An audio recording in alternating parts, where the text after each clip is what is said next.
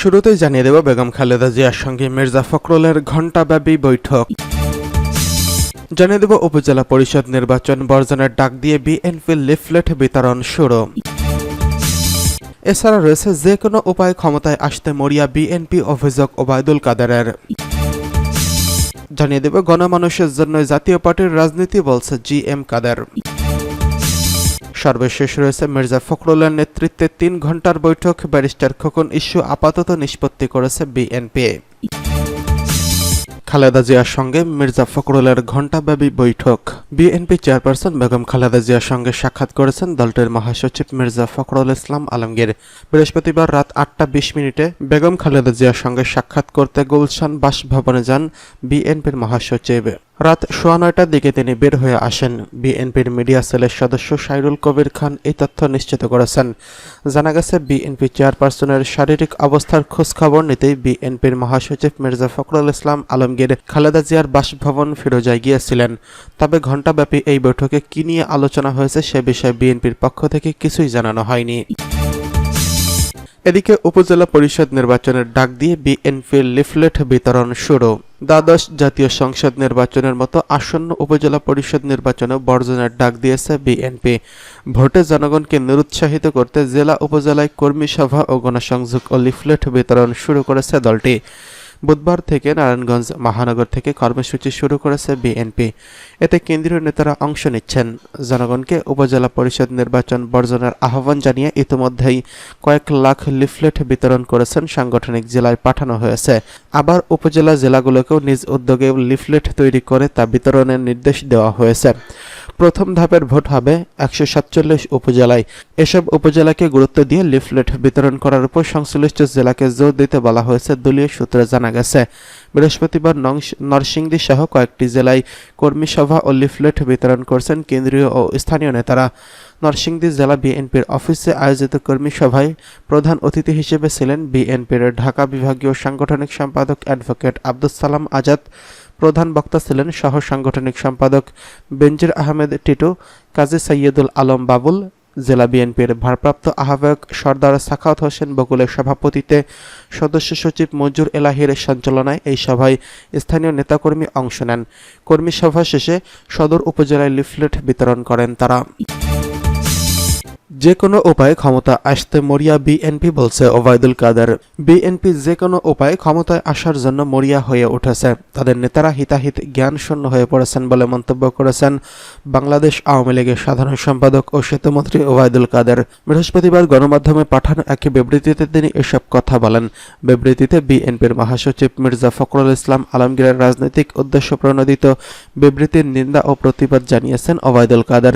সেতুমন্ত্রী বলেন, বিএনপির গণতান্ত্রিক আন্দোলনে ব্যর্থ হয়ে সরকার বিরোধী তথাকথিত আন্দোলনের নামে সন্ত্রাস সহিংসতার পথ বেছে নিয়েছে।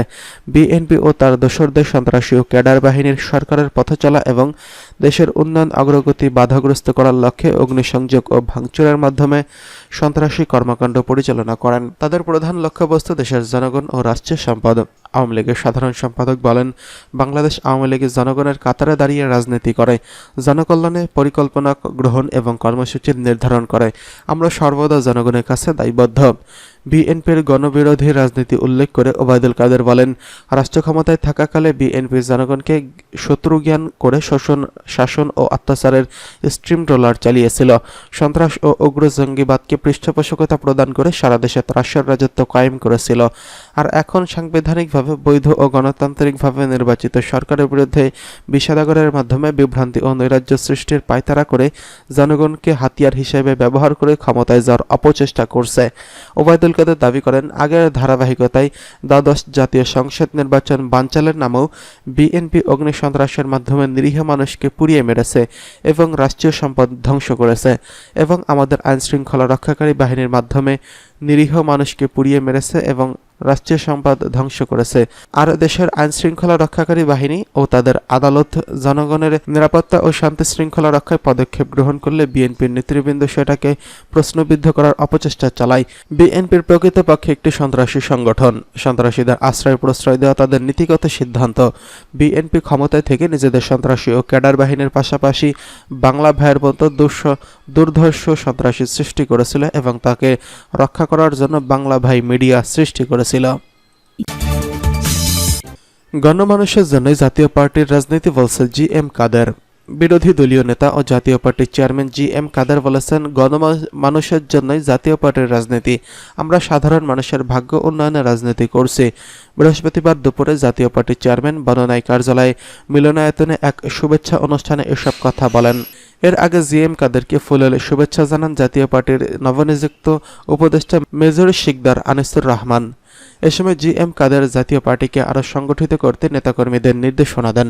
জাতীয় পার্টির চেয়ারম্যান উপদেষ্টা মনিরুল ইসলাম মিলন এবং খলিলুর রহমান খলিল, ভাইস চেয়ারম্যান সুলতানা আহমেদ সেলিম, কেন্দ্রীয় নেতা মাহমুদ ইব্রাহিম, প্রিন্সিপাল মোস্তফা চৌধুরী, জাতীয় মোটর শ্রমিক পার্টির সভাপতি মেহেদী হাসান শিপন, সাধারণ সম্পাদক আব্দুর রহিম প্রমুখ উপস্থিত ছিলেন।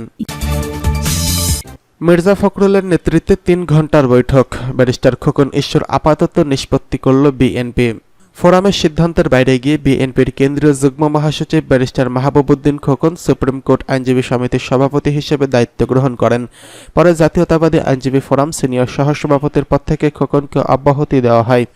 এই নিয়ে ফোরামে দেখা দেয় বিভক্তি। উদ্বৃত্ত পরিস্থিতিতে সৃষ্টির জটিলতা আপাতত নিষ্পত্তি করেছে বিএনপি। তবে সুপ্রিম কোর্ট আইনজীবী সমিতির সভাপতির পদে খোকন দায়িত্ব পালন করবেন কিনা সেই বিষয়ে চূড়ান্ত সিদ্ধান্ত নেওয়ার ভার দলটির ভারপ্রাপ্ত চেয়ারম্যান তারেক রহমানের উপর ন্যস্ত করা হয়েছে। বৃহস্পতিবার রাতে বিএনপির চেয়ারপারসনের গুলশান কার্যালয়ের তথ্য মহাসচিব মির্জা ফখরুল ইসলাম আলমগীরের নেতৃত্বে দলের উচ্চ পর্যায়ের নেতাদের বৈঠক হয়। ওই বৈঠক সূত্রে জানা যায় তথ্য। বৈঠকে অংশ নেওয়ার একজন নেতা বলেন, একটি সুস্থ সমাধানের সিদ্ধান্ত হয়েছে, তবে এই ইস্যুতে এখন থেকে গণমাধ্যমের সঙ্গে সংশ্লিষ্টদের কথা বলতে বারণ করা হয়েছে।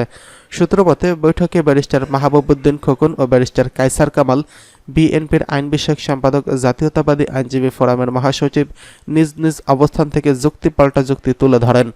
বৈঠক শেষে পর্যায়ের মাহবুবউদ্দিন খোকন ও কায়সার কামাল একে অপরের বিরুদ্ধে অভিযোগ প্রত্যাহার করে দুঃখ প্রকাশ করেন। ফলে দুই পক্ষের মধ্যে আপাতত কোন্দল নিরসন হয়েছে বলে মনে করছেন বৈঠকে উপস্থিত একাধিক নেতা। পরে দলের ভারপ্রাপ্ত চেয়ারম্যানকে বৈঠকের সিদ্ধান্ত জানানো হয়। বৈঠকে উপস্থিত একজন আইনজীবী নেতা আরও বলেন, এখন মাহবুবউদ্দিন খোকনের বিরুদ্ধে সাংগঠনিক ব্যবস্থা নেওয়া হবে কিনা এবং তিনি সুপ্রিম কোর্ট আইনজীবী সমিতির সভাপতি পদে দায়িত্ব পালন করবেন কিনা সে সিদ্ধান্ত ভারপ্রাপ্ত চেয়ারম্যান দেবেন। এদিন বিকেল ৫টা থেকে ৮টা পর্যন্ত বৈঠকে মহাসচিব ছাড়াও স্থায়ী কমিটির সদস্য আমির খসরু মাহমুদ চৌধুরী, ডক্টর আব্দুল মঈন খান এবং আইনজীবীদের মধ্যে বিএনপির ভাইস চেয়ারম্যান নিতাই চৌধুরী, জৈনুল আবেদিন আহমেদ আজম খান উপস্থিত ছিলেন। মাহবুবউদ্দিন খোকন ইস্যুতে বিএনপির উচ্চ পর্যায়ে বিভক্তি দেখা দিয়েছে। গত সোমবার দলের স্থায়ী কমিটিতে 2 ধরনের ভাষ্য পাওয়া গেছে। বিএনপির সিনিয়র নেতা ও সিনিয়র আইনজীবীদের একাংশ খোকনকে জাতীয়তাবাদী আইনজীবী ফোরাম থেকে অব্যাহতি দেওয়ার ঘটনায় বিব্রত। তারা মনে করেন খোকনের মতো জনপ্রিয় আইনজীবী নেতা এখন আর দলে নেই। তাকে অব্যাহতি দেওয়ার মাধ্যমে যাদের উৎসাহিত করা হয়েছে তাদের আইন প্রাঙ্গণে গ্রহণযোগ্যতা কম। আবার কারো মত ছিল দলের কেউ দলীয় স্বার্থের ঊর্ধ্বে নয়। জাতীয় ও স্থানীয় পর্যায়ের নির্বাচন সহ যে কোনো বিষয়ে দলের সিদ্ধান্ত যারা অমান্য করেছেন তাদের বিরুদ্ধে সাংগঠনিক ব্যবস্থা নেওয়া হয়েছে। খোকনের বিরুদ্ধে কেন নেওয়া হবে না? বিএনপিপন্থী আইনজীবীদের একটি অংশ খোকনের বিরুদ্ধে ব্যবস্থা নিতে জনমত গঠনে আদালত পাড়ায় কাজ করছেন বলে জানা গেছে।